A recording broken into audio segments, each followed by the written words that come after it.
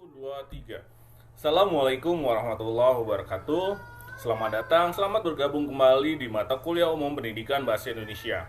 Berjumpa lagi dengan saya, Heru Prasetyo, sebagai pengampu dari mata kuliah ini. Kawan-kawan, part pertama atau pertemuan pertama kita telah membahas tentang sejarah dan kebijakan politik bahasa Indonesia. Di pertemuan kedua atau part kedua ini, kita akan membahas tentang hakikat, fungsi, dan ragam bahasa. Oh ya, sebelum kita melangkah lebih jauh, saya akan mempersilahkan ke teman-teman, jika ada pertanyaan silahkan tuliskan dalam komentar video di tautan di bawah ini. Terima kasih. Kita memasuki terkait dengan materi ini. Apa saja tujuan dari materi pertemuan kedua ini? Teman-teman akan diajak untuk memahami tentang pengertian, hakikat, serta fungsi bahasa dan dapat menerapkannya dengan tepat di kehidupan. Lalu yang berikutnya, memiliki rasa bangga dan tanggung jawab yang tinggi terhadap penggunaan bahasa Indonesia dengan baik dan benar sesuai konteks. Terakhir, mampu menuangkan ide, gagasan, dan pikirannya secara lisan dan tertulis dengan menggunakan unsur-unsur kebahasaan dan aturan yang benar dengan terampil, teliti, dan cermat.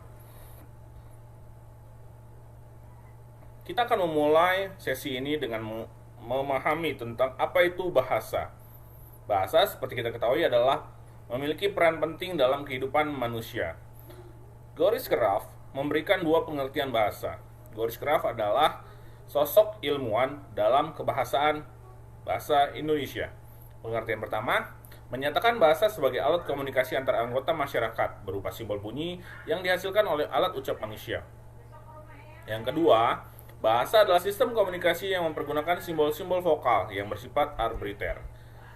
Sementara kedua, Tarigan memberikan dua definisi yang berbeda. Yang pertama adalah bahasa adalah suatu sistem yang sistematis, barangkali juga untuk sistem generatif.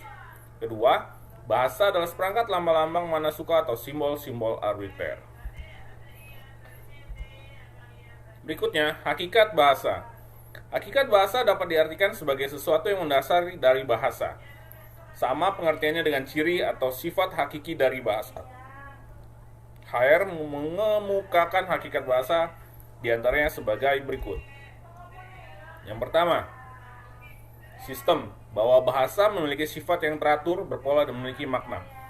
Teman-teman bisa memahaminya seperti ini. Ketika kalian berbicara tentang kalimat, maka sistem bahasa Indonesia mengenal kalimat yang lengkap dengan pola, subjek, predikat, objek, dan keterangan atau SPOK.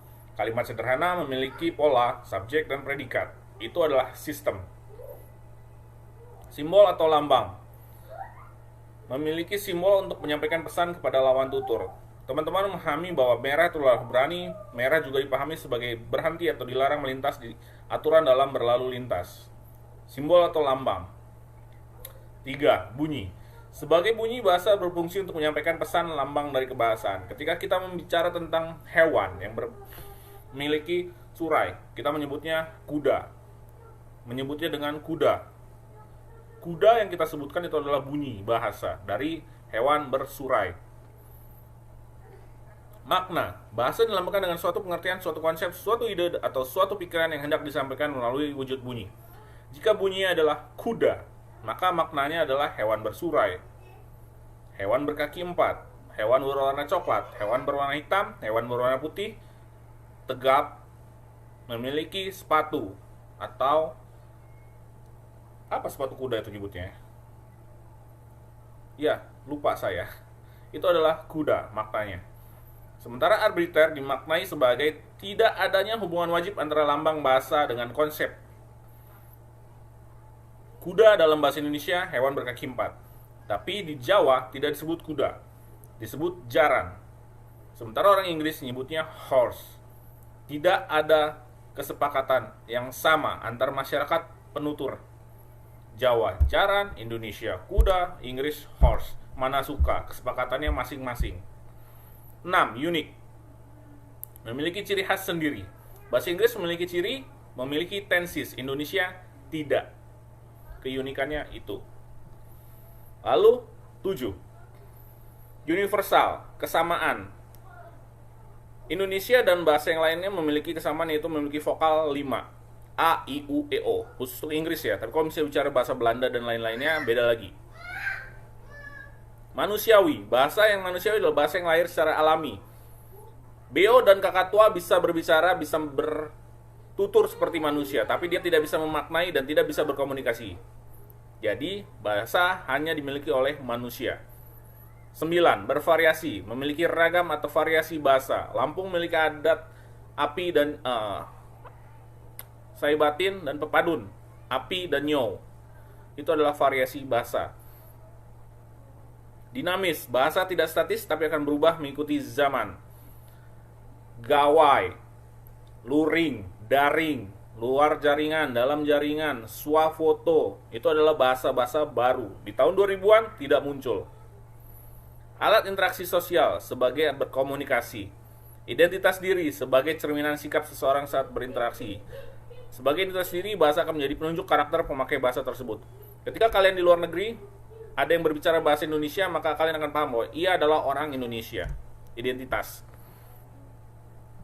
Fungsi bahasa menurut Keraf memiliki fungsi-fungsi tertentu yang digunakan berdasarkan kebutuhan seseorang, yakni alat ekspresi diri, komunikasi, integrasi dan adaptasi sosial, dan sebagai alat untuk melakukan kontrol sosial. Kita bahas satu persatu. Ekspresi diri itu adalah untuk mempertimbangkan, pemakai bahasa tidak perlu mempertimbangkan atau memperhatikan siapa yang menjadi pendengar atau pembacanya. Sederhananya contohnya seperti ini.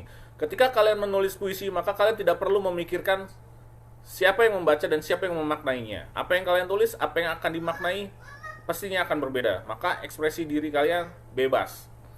Alat komunikasi untuk berbicara agar saling paham memahami.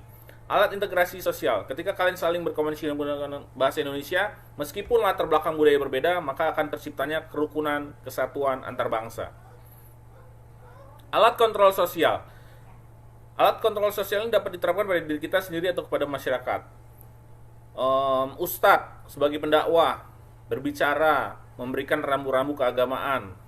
Lalu polisi dengan peraturan perundang-undangannya, menciptakan sebuah aturan. Jadi, bahasa akan menjadi alat kontrol sosial untuk terciptanya sebuah keamanan dan kenyamanan bersama. Lalu berikutnya, ragam bahasa bisa dimaknai sebagai bahasa menurut pemakaian, berbeda-beda menurut topik yang dibicarakan, menurut hubungan pembicara, kawan bicara, dan yang dibicarakannya, serta menurut medium pembicaranya. Ini menurut Bahman. Oke, kita mulai dengan macam-macam ragam bahasa Indonesia. Berdasarkan media ada ragam lisan dan tulis. Berdasarkan situasi ada baku lisan, baku tulis, standar, non-standar, semi-standar, dan konsultasi. Perbedaan lisan dan tulis adalah seperti ini. Lisan tidak memperhatikan gramatikal, jadi bentukan katanya tidak diperhatikan. Saya mau jajan. Saya hendak jajan. Saya mau makan. Saya hendak bersantap siang. Nah, unsur gramatikal kebentukan bahasanya harus diperhatikan. Ragam lisan berlangsung cepat, kesalahan dapat langsung dikoreksi, dibantu dengan wajah atau mimik. Marah, maka akan bentuk mukanya berbeda. Tapi kalau misalnya tulis, marah itu tidak bisa dilihat di mukanya, tapi dibantu dengan tanda baca. Entah itu petik, seru, tanda tanya, dan lain-lainnya. Dan ini dia, kalau misalnya ada kesalahan tidak dapat dikoreksi, maka akan ada penulisan selanjutnya. Ini adalah ragam-ragam standar dan standar, bisa dibaca di PDF yang setelah saya lampirkan di virtual class. Ini adalah ciri ragam resmi, menggunakan unsur gramatikal yang eksplisit, konsisten, imbuhan secara lengkap, kata gantinya resmi, Anda, saya, ya gitu. Katanya baku, menggunakan pedoman umum ejaan bahasa Indonesia, ini bukan EYD lagi, tidak berlaku, menghindari unsur kedaerahan. Sementara bidang-bidang tema yang dikomunikasikan ada bahasa ilmiah, hukum, bisnis, agama, sosial, kedokteran. Misalkan juga ada bidang bimbingan konseling, PGSD, biologi terapan, atau matematika. Contohnya seperti ini.